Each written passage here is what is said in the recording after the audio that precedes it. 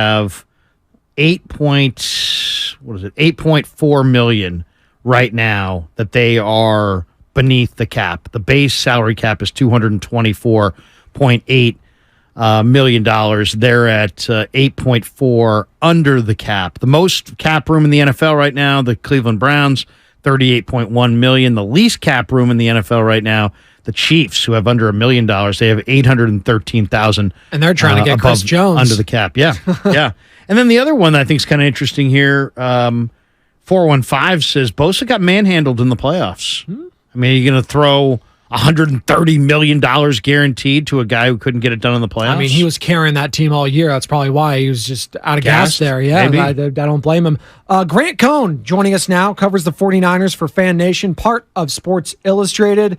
And, we're on Zoom, too. It's on the YouTube. Search 95.7 The Game. Like and subscribe there. Grant, how you doing, buddy? Oh, hold on. There we go. We got him. What's up, Grant? We got him now. I'm doing great. How you doing? Oh, we're doing great. We're talking about the 49ers, and it's just been one thing after another with this squad. You know, you thought you had all the drama moved past it. You know, Trey Lance, he's gone. You know, you bring in Sam Darnold. All right, that huge storyline, it's over. It's done with. But now we got this Nick Bosa thing. Like, what's going on, Grant? Why isn't this guy in a 49ers uniform right now? We got week 1 less than 9 days away. That's a really good question. I've heard all kind of theories. I've heard like the 183-day theory that he needs to live in Florida for 183 days so he could be a Florida resident and pay fewer taxes, and the Niners season goes so far into January. I don't know. There could be a million different reasons. You just said that he ran out of gas in the playoffs last year, which he did. Maybe he wants to stay in Florida with his dad in his special gym and work out on his own so he doesn't run out of gas. Or maybe the Niners just being cheap. Maybe this is all about like $2 to $3 million a year, and eventually the Niners will cave. It seems like they're playing a game of chicken, and the Niners are going to be the ones that have to blink and cave. But they don't want to do it until the deadline because they see themselves as tough negotiators. So I think this is just going to go to week 1, and then you have to wonder, like, where's Nick Bosa going to be? Like, can he play 50% of the snaps? Can he only play on third down? Like, what kind of a pitch count is he going to be on? Is that going to affect the game? Bosa's got them, Grant, over a barrel leverage-wise. His bro got $100+ million. I think we said 102 in guaranteed. What do you think when the ink's dry on the Nick Bosa contract? How much guaranteed money do you think he's going to get? At least 110 total guarantees. It seems like pretty. If I can figure out what this contract's going to be, this should be done by now, right? It's going to be like 5 years. $165 million-ish with $110-ish million guaranteed, and like maybe $50 million in a signing bonus. Like, that's what it's going to be. What is taking so long? Is Parag Marate trying to tell the Yorks that he's, working his magic? Because he's not. There's nothing he can do. You either just give Nick Bosa the money or trade him. And I think the Niners are trying to play it down the middle. Like, no, we're going to win something here. No, you're not. Just give Nick Bosa his money or trade him. And this is taking too long. You should have gave him this a long time ago, or traded him a long time ago. If this affects week 1 and he doesn't play as much as he should and they lose to Pittsburgh, this is a big mistake. No, absolutely.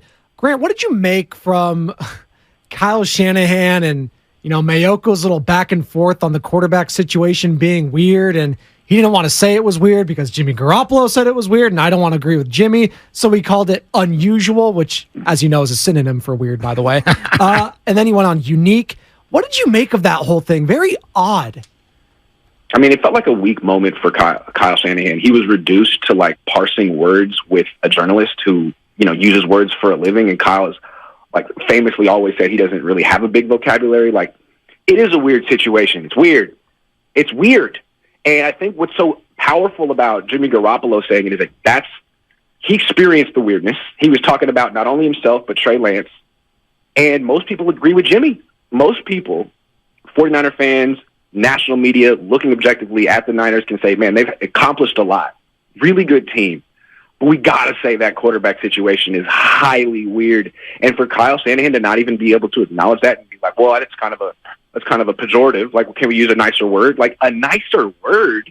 Man, figure out your quarterback situation. And if it is Brock Purdy, great. But if it's not, I don't know that this coach should get another chance to look for a quarterback. I feel like it's Brock Purdy, Sam Darnold, or bust for Kyle Shanahan at this point. So I just feel like you're seeing a coach who's on the hot seat a little bit. He could win the Super Bowl this year. He could go undefeated. It could be a great, great year. But that's kind of the bar for him. I don't think Niner fans have the patience to see him not make the NFC Championship game this year. There's a lot of anger, and they haven't even lost a game yet. It's very unique. Grant, you're known for speaking the truth, at least as you see it.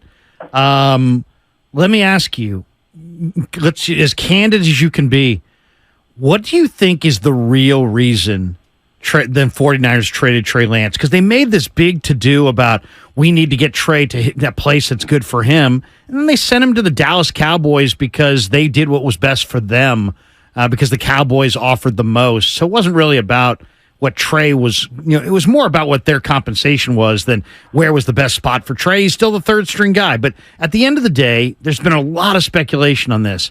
What do you think is the real reason? Is it the distraction and the dialogue had become very polarizing? Because we were at every practice, and his teammates love him, and he's a positive kid. He wasn't going to be negative in any way, even with Purdy playing. What do you think is the real reason they moved off of him?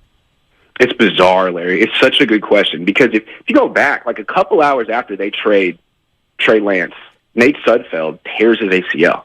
And it's like you were thinking the Niners may have been holding on to Lance through preseason for just such a thing to happen. A backup quarterback goes down, the Niners can call him up. Like maybe if they had waited a day before trading Trey Lance, they could have called up Detroit and got a fourth plus. They could have gotten even more. So the fact that they traded Trey Lance before the last preseason game is what makes it so weird. That's the word of the season. Weird. And it feels like another impulsive, emotional decision from the 49ers. Like, hey, we didn't want to name. You asked the question, Larry. It's all your fault. Hey, who's going to be the backup quarterback? Oh, we don't know. We'll name it later. I can imagine Trey going to Kyle and being like, no, man, that's not what I signed up for. Make a decision. And Kyle's like, all right, if you want me to do it like that, it's Sam. And then Trey gets upset and says, okay, I'm not going to practice. And then the Niners get upset and, all right, we're trading you. I mean, that just kind of feels like how they've acted, very impulsively and emotionally. And what they end up doing is finding a deal that they think is great. Oh, my God, we got a fourth-round pick. You wait 4 hours, you might have got a third-round pick from Detroit. So if they were acting in their own best interest, I think they could have done better. Talking to Grant Cohn here, covers the 49ers for Fan Nation, part of Sports Illustrated, right here on 95.7 The Game. Spadoni and Kruger in for Bonta and Shasky on the Morning Roast. Grant, it feels like there's this sense of dread over this upcoming season when the 49ers seemingly improved a little bit. They got Javon Hargrave. They took him over from the Philadelphia Eagles. Maybe that takes a little bit out of the Eagles, the team you just lost to in the NFC Championship, but it should be NFC Championship or bust for the squad. That's the expectations. It's a down NFC. They're loaded everywhere. They got their guy, according to Kyle Shanahan, and Brock Purdy. But why does it feel like a lot of the 49er fans, there's a sense of dread over the upcoming season? It's, the vibes are off. I feel like the Bay Area fans are attuned to this because the Warriors last year. Yeah. The Warriors were coming off a championship, and then Draymond socked Jordan Poole in the face. And everyone kind of felt like, hey, this isn't great for the team. And it wasn't. And it feels like this year, you can say what you want. The Niners are coming off back-to-back NFC Championship games, but it just feels like the vibes are off. The quarterback's on a pitch count. Fans are upset about a quarterback who's not on the team anymore. Bosa's not here. They don't have a kicker. You know what it feels like? It feels like the last year, the Harbaugh tenure. They were coming off 3 straight NFC Championship games. No one saw the end of that coming so fast, but all of a sudden, there was a report before week 1 that he was on the hot seat. And it was like, where is this coming from? And it seemed like it was a self-fulfilling prophecy all year. And it just feels like if the Niners miss the playoffs or go one and done or don't make it back to the NFC Championship for any reason, fans are going to be very, very disappointed. And I don't know that Kyle's prepared for that. This is a really interesting summer because we've been filibustering left and right about this quarterback situation. Now we're filibustering left and right about Bosa. Bosa's a third down animal. What about first and second down? You could have Lawrence Taylor in his prime. If you're sitting at third and 1, third and 2 all season long, that guy ain't doing you any good. I asked Shanahan about the run defense. He admitted that it's been putrid in the preseason. How serious of an issue is the run D? I mean, I know you don't want to be critical of Kinlaw, but I don't see a DJ Jones kind of A-gap D tackle on this team. And all these D tackles are one-gap penetrators, including Hargrave, who they just paid a boatload for. How big of an issue is the run D going to be? I think it's a big issue. The Niners like to use their defensive line in waves. They like to use their entire second-string D-line at the same time. You've seen that. They'll have drives where Bosa, Armstead, all of them are off, and it'll be like Kevin Givens, Javon Kinlaw, and they're giving up 7 yards a carry. So that's a big problem. And I think the biggest problem, really, I don't want to scapegoat Steve Wilks. He might be really good, but they brought him in to run D'Amico's defense. It's a weird thing. Like, this whole wide nine thing is kind of a gimmick defense. Not that many teams do it. The Niners do it very well, but the coordinators who have perfected it here are gone. And now you have Steve Wilks, who's never run this, and he's trying to learn how to stop the run out of this alignment. It's not easy. You have 4 guys in the line, not 5, and they're really spread out. It's not easy to do. Most teams that run the wide nine are terrible against the run. So Wilks better figure it out quick, because the Niners hired him instead of Vic Fangio so they could keep this defense schematically the same, as if that really matters. I think you'd rather have Vic Fangio right now. Mike McDaniel does. So I'm looking at Steve Wilks. He's running something new, and he can always say, look, like, I didn't have Nick Bosa. I'm learning on the fly. Give me some time. That's kind of scary. Talking to Grant Cohn here, covers the 49ers for Fan Nation, part of Sports Illustrated. And Grant, what are your expectations for this guy, Brock Purdy? Played 8 games. You never lost a game, which he started and finished in the NFL. But he's getting comps to Drew Brees, Joe Montana, Tom Brady. This guy's played 8 games. Are the expectations a little bit out of control here for Brock? Yeah, I don't think it's fair for Brock. I mean, he's being put in a situation that Trey Lance was put in. Like, hey, win the Super Bowl, 23-year-old. Go get him. And I think a lot of people feel like if he doesn't get it done this year, they could get Kirk Cousins next year. Like, this is almost like a one-year tryout. They say he's the real deal, but is he really their franchise quarterback, or is he the guy on the rookie deal that lets them keep their team together, and they'll give him a year because he's NFL ready, but if it doesn't work, like, he's different than Jimmy Garoppolo. Jimmy can't run around and extend plays the way Brock can. That's really cool. But what they do have in common is the injuries. We don't know. Brock's still early in his career, but he got hurt in his first start. He got hurt in his last start. Can he make it through a 17, 20-game season? We don't know. Grant, the answer is no, then he's not the franchise quarterback, and you got a problem. So I guess we'll learn. But, hey, they got Sam Darnold backing them up, so everything's okay. No, seriously. Sorry not to cut you off there, Grant. But there is part of me, this whole Kirk Cousins conversation, there is part of me that just wants you know what? If Kirk's your guy next year, just go out and get him. Like, this, Kyle Shanahan's been linked to this guy ever since he worked with him his rookie year. Just, if Kirk is that dude, and you think so highly of him, damn it, Kyle, just go get Kirk. Because he's been linked to him forever. Next year, the Vikings, I don't think, are going to be very good. They'll probably be looking to move off this guy. Go get Kirk if you want him, right? This quarterback conversation, it feels like it's never going to end under Kyle Shanahan, and I think that's why fans are just so damn frustrated. It's like, how many quarterbacks has it been? So the expectations for Brock, I think for a lot of fans, are just, hey, can he start every single game, and can you get it to the NFC Championship? And is that going to satisfy Kyle Shanahan and these 49er fans? I mean, if they pivot away from Brock Purdy next year and go to Kirk Cousins and his fully guaranteed contract, I don't know that Niner fans are going to be so excited about that. No. Kirk Cousins is good, but not great.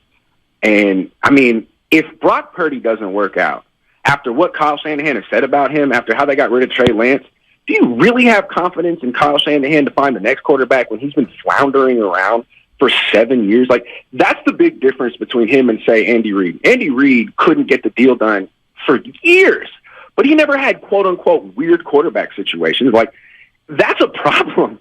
I think that's a problem, and if Kyle can't fix this, then you start to look at him like, are you a head coach, or are you just a glorified coordinator, man? Are you a leader? Can you make decisions? Can you scout the most important position? Can you coach the most important position? Or are you just a play designer? Like, he has to answer for all of that this year. And if Brock Purdy works out, then Kyle works out. But I think they're really linked. I don't think Kyle can move on from Brock. You called him the real deal. He might be. Keep him upright and win with them. It's on you, Kyle.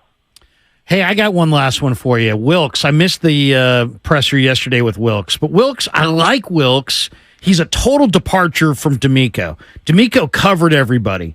This guy's covering nobody. And I'm just kind of wondering, if things don't work out defensively, this is the number 1 D in football last year. Number 1 against the run, number 1 overall. If they backslide here, is Wilks going to start calling guys out? I mean, the one thing that stands out about his career, he's been in like 20 different places since the mid-'90s. It makes me wonder if he wears people out, or if he wears his players out, or if they stop playing for him, or what the deal is. He's very verbal.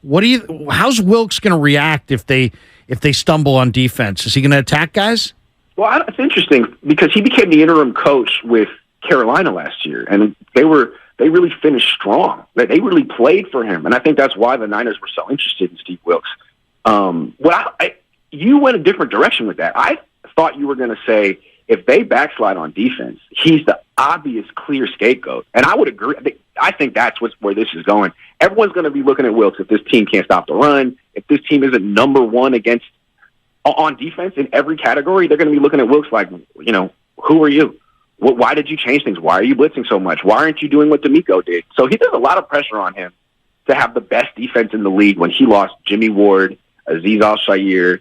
I mean, he lost a bunch of guys. Yeah. And Samson Ebukam, Charles Manning, you know who they are. So Wilkes, he's got the target on his back. He's got to perform. See what happens. Grant, appreciate the time as always, man. Appreciate you taking time on this Friday, and enjoy your Labor Day weekend before Week 1, Pittsburgh, San Francisco, man. Yeah, I'm seeing LL Cool J. Oh, nice. Let's go. Slick Rick tonight at Chase Center. Let's go. All the geriatrics out there. I'm excited, man. I love 80s rap, so I can't wait. Just going to pretend we're all younger than we are. Grant, do you know every word to I Need Love? Yes. I'm alone in my room. Sometimes I look at the wall. Hell yeah, I do. Let's go. There you go. That's Grant Cohn. Thanks, Grant. Thanks, Grant. Thank you. All right.